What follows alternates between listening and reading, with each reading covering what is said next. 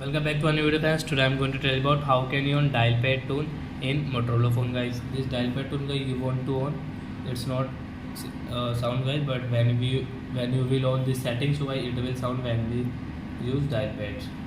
So before starting video, friends, I want to tell you, if you're new in my channel and you are watching my video first time, so first of all go and subscribe my channel, click the bell icon and like my videos.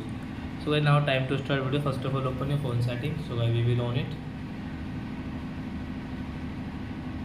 Then guys click on sound setting.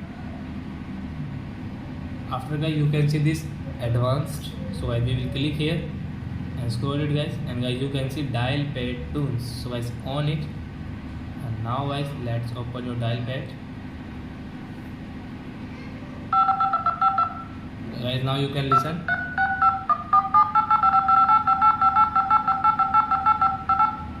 So I hope friends you have understood how to on dial pad tune in Motorola phone and how to use it.